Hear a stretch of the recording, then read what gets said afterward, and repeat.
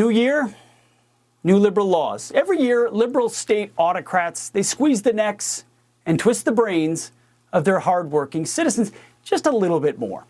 Why?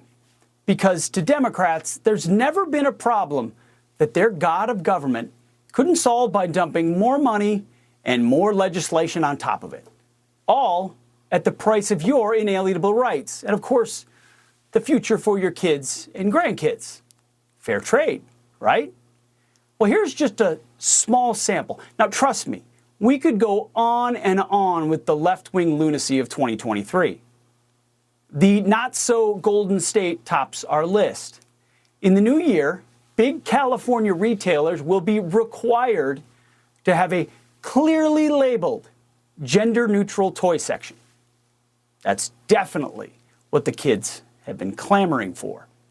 California's Ebony Alert system, which is just for missing black kids, goes into effect. Doesn't sound racist at all. Also, their gas-powered equipment ban goes into effect. That includes certain chainsaws, hedge trimmers, edgers, lawnmowers, and leaf blowers. So pretty much everything you use. See you later. And a new report says Pizza Hut franchises are already firing their delivery drivers before the state's new $20 fast food minimum wage kicks in. Seems like a nice start in the new year for California's low-income workers. The North Star state coming in at a close second place. Minnesota now requiring menstrual products, which include pads and tampons, be available in girls' and boys' bathrooms for students grades 4th grade to senior year. This from a state where illegal immigrants, including those who've recently crossed the border, have already started applying for driver's licenses for everybody. It's a state where felons can vote in 2024, and Minnesota is already a sanctuary state for child sex changes. That, come to think of it, that should just become their new tourism ad. Oregon, feeling left out, introduced nearly 3,000 pieces of legislation last year, and its governor signed over 600 of them. One of them lets mostly anyone turn their apartment into a child care facility. So pretty much any apartment could be overrun with children during the day, including your next door neighbor, all in the name of equity, of course. And finally, the blue state of New York. Governor Hochul just signed legislation creating a committee to consider reparations for slavery. Yes, it's coming. Following the lead of California, of course. Joining us now is Monica Crowley. She's former Trump Treasury Assistant Secretary and host of the Monica Crowley podcast. Merry Christmas, Monica. Thanks for being here. Gender-neutral children's toys, tampons in boys' bathrooms. Are voters asking for any of these things? Well, Merry Christmas to you, Pete. It's great to be here. Thank you. No, voters are not clamoring for these things. But, you know, in our system of federalism, states have a lot of latitude, and red states really work hard to make sure that their residents have expanded freedom. Whereas in blue states, those legislatures and those governors work for anti-freedom legislation like you just laid out. I mean, that blue state list is an absolute clown show of anti-freedom laws and mandates.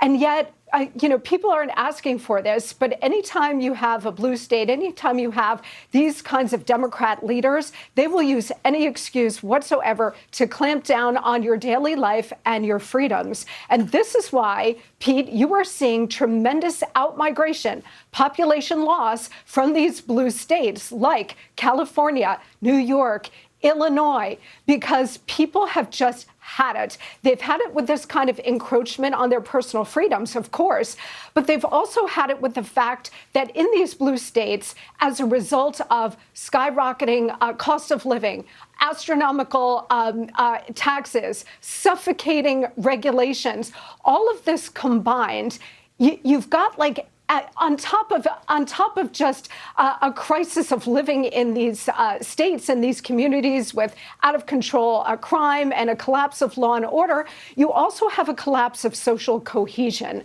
in these states. And all of this leads to economic anxiety, it leads to personal anxiety. And that's why you have masses of people, tens of thousands, if not hundreds of thousands, leaving these states, going to more free red states like Texas and Florida and Tennessee. Monica, you're exactly right about that. Newsweek noted that recently as well. But what's with the focus on the hypersexualization of kids? I mean, tampons for boys in boys' bathrooms in fourth grade, sanctuary states for sex changes for minors. These are not kids who are voting, they're future voters, but they're hyper-focused on our youngest. Why is that? Yeah, and that's really waking a lot of people up across the country, including in blue states, Pete, because, you know, it's one thing for these kinds of Marxists to engage in this kind of cultural Marxism when they're targeting the overall culture or adults. But when they come after children, that wakes up a lot of parents and others who are really concerned about the future of the country and these kids.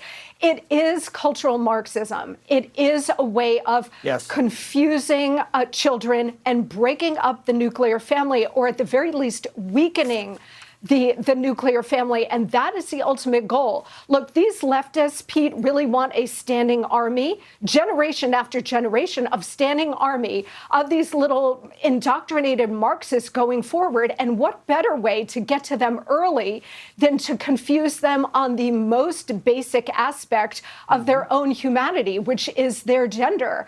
And then once they're confused, they drive a wedge between them and their parents, them and their faith, them and their community. And guess who is ready there with open arms to step in and embrace them? It is the left, whether it's the left in government, the left in school, or the left in the culture. And those forces end up replacing the family.